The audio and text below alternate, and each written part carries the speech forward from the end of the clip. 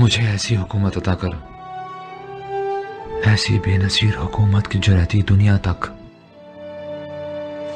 तो किसी को ना अता फरमाएगा। कि हमने तुम्हें इन्हें तस्खीर करने की ताकत अता की है और ये ताकत हमने तुम्हारी इस अंगुश्तरी में रख दी है जो हमेशा तुम्हारे साथ रहेगी। हज़रत सुलेमान अलैहिस्सलाम बनी इसराइल के एक इंतहाई अहम तरीन पैगम्बर और बादशाह थे। आप हज़रत दाऊद अलैहिस्सलाम के बेटे थे और बहुत ही एक्स्ट्रा ऑर्डिनरी शख्सियत के मालिक थे। इंतहाई ज़हीन व फ़तीन होने के साथ साथ फ़ैसला करने में भी माहिर थे।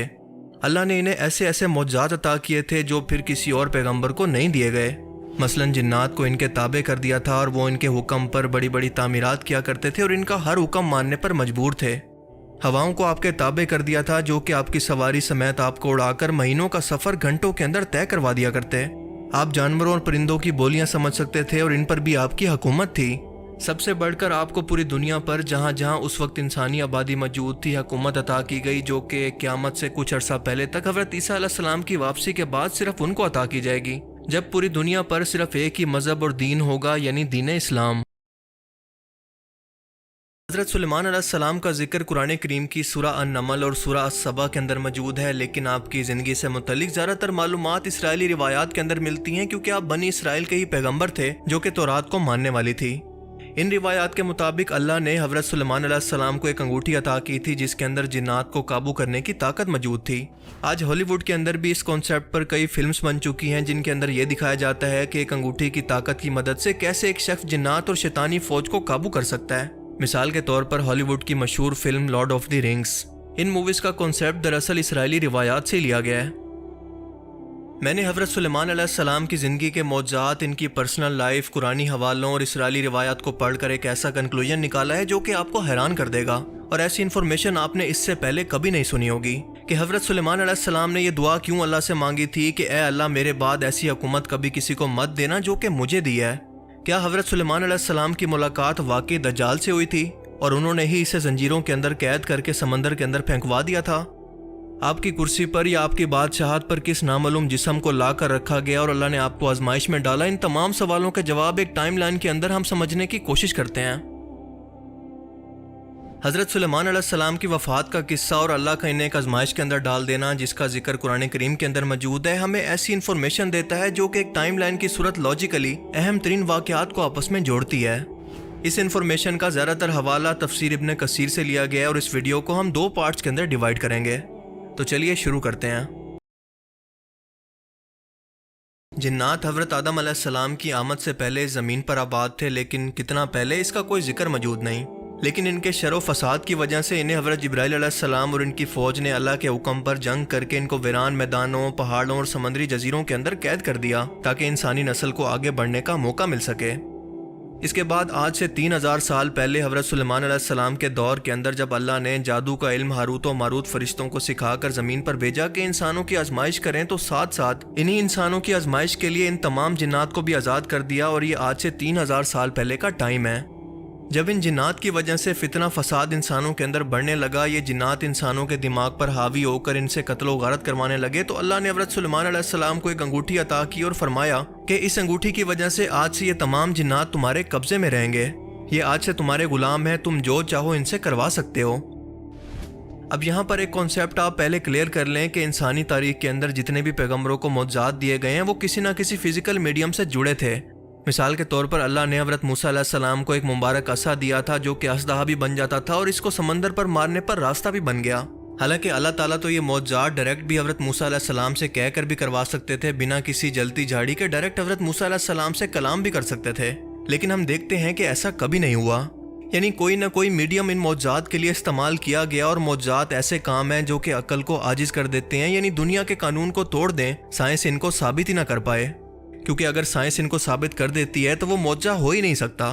यानी अल्लाह ताला का कानून है कि अल्लाह की ज़ात अपने पैगम्बरों के ज़रिए मौजज़ात दिखाने के लिए भी किसी न किसी फ़िज़िकल मीडियम को इस्तेमाल करवाती है।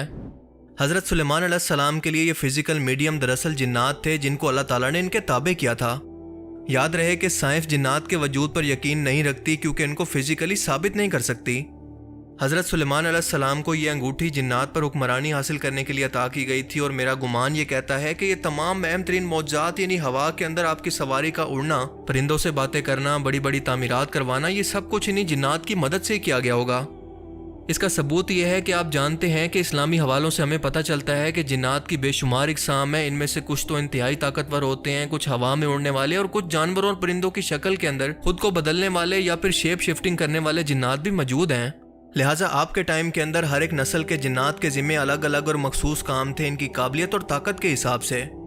مثال کے طور پر طاقتور جنات صرف تعمیرات ہی کیا کرتے جو کہ کافی مشقت اور طاقت کا کام ہوتا ہے، اور اس کے علاوہ اڑنے والے جنات آپ کی سواری کو اٹھا کر آپ کے ساتھ سفر کیا کرتے، کیونکہ ظاہر ہے کہ آپ کی سواری یعنی کشتی کے اندر کوئی انجن موجود نہیں تھا، اور اگر آپ کی یہ کشتی بنا کسی فزیکل میڈیم کے چلتی تھی یعنی جنات کی موجودگی کے بغیر اڑتی تھی تو کشتی کی ضرورت ہی کیوں موجود تھی؟ حضرت سلیمان علیہ السلام تو بنا کسی کشتی کی ضرورت کے ہوا میں ویسے بھی اڑ سکتے تھے۔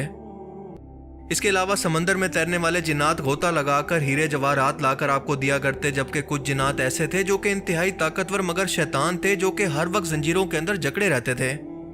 حضرت سلیمان علیہ السلام کی یہ انگوٹھی ہمیشہ آپ کے پاس رہتی تھی، لیکن ایک وقت ایسا آیا جب اس انگوٹھی کو انہی طاقتور شیطانی جنات میں سے ایک نے چوری کر لیا۔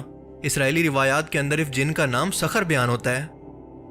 حضرت سلیمان علیہ السلام کی ویسے تو 100 سے زیادہ بیویاں تھیں، لیکن آپ سب سے زیادہ اعتماد اپنی ایک بیوی جراوہ پر کیا کرتے تھے، اور آپ کی عادت تھی کہ غسل کے وقت یہ انگوٹھی اتار کر انہی بیوی کے حوالے کر کے جایا کرتے۔ ایک بار اس شیطان سخر نے موقع جانا اور حضرت سلیمان علیہ السلام کی شکل کے اندر آ کر آپ کی بیوی سے یہ انگوٹھی مانگی۔ آپ کی بیوی نے اس جن کو حضرت سلیمان علیہ السلام سمجھ کر یہ انگوٹھی اس کے حوالے کر دی، اور یہ شیطان جا کر سیدھا آپ کے تخت یا پھر آپ کی شاہی کرسی پر بیٹھ گیا جہاں سے آپ پوری دنیا پر حکومت کیا کرتے تھے، اور اس نے آپ کی طرح پوری دنیا پر حکومت شروع کر دی۔ یعنی اب تمام شیطان اور جنات آپ کی سلطنت پر قابض ہو گئے اور آپ سے یہ سلطنت چھن گئی۔ اللہ تعالیٰ نے آزمائش کی خاطر خود شیطانی جنات کو ایسا کرنے کی اجازت دے دی، اور حضرت سلیمان علیہ السلام کو ان کی زندگی کی سب سے بڑی آزمائش کے اندر ڈال دیا۔ اور اس واقعے کو قرآن کریم کی سورہ الصاد کی آیت 34 کے اندر اس طرح سے بیان کیا گیا ہے کہ بے شک ہم نے سلیمان کو آزمائش میں ڈالا اور ان کے تخت پر عجیب و غریب قسم کے جسد کو لا کر ڈال دیا، اور پھر بعد میں انہوں نے اپنی سلطنت واپس پائی۔ عربی زبان میں اس شیطانی جن کے لیے جسد کا لفظ استعمال کیا گیا ہے جو کہ انتہائی اہم ہے۔ یاد رہے کہ جسد ایک ایسے جسم کو کہتے ہیں جس کے اندر روح موجود نہ ہو، جیسے جسد خاکی جو ایسے انسان کے جسم کے لیے استعمال ہوتا ہے جس کی روح اس کو چھوڑ کر جا چکی ہو۔ اس لفظ جسد کا اصل مطلب ہے کیا، یہ ہم ویڈیو میں آگے جا کر سمجھیں گے۔ اپنی سلطنت سے اسی طرح سے بے دخل ہو کر وہ ایک عام انسان کی طرح زندگی گزارنے لگے، ایک جگہ پر جا کر مزدوری کرنے لگے۔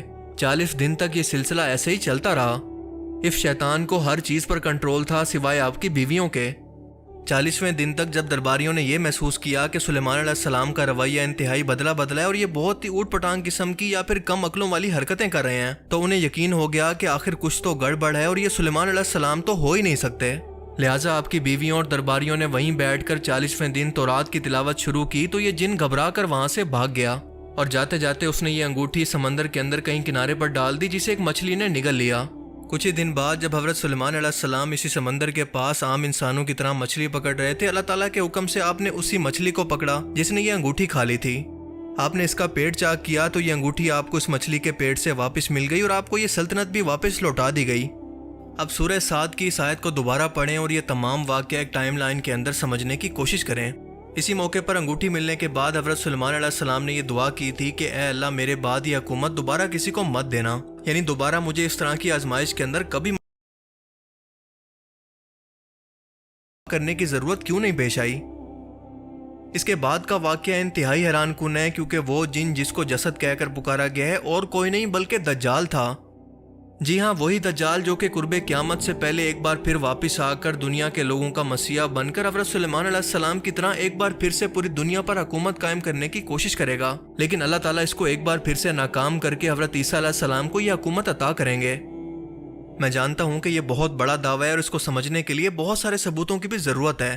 اب یہ ثبوت کیا ہے اور سلیمان علیہ السلام نے اس جن کو زنجیروں کے اندر جکڑ کر ایک صندوق کے اندر بند کر کے سمندر کے اندر کیوں پھینکوا دیا؟ اس جن کو قتل کیوں نہیں کیا؟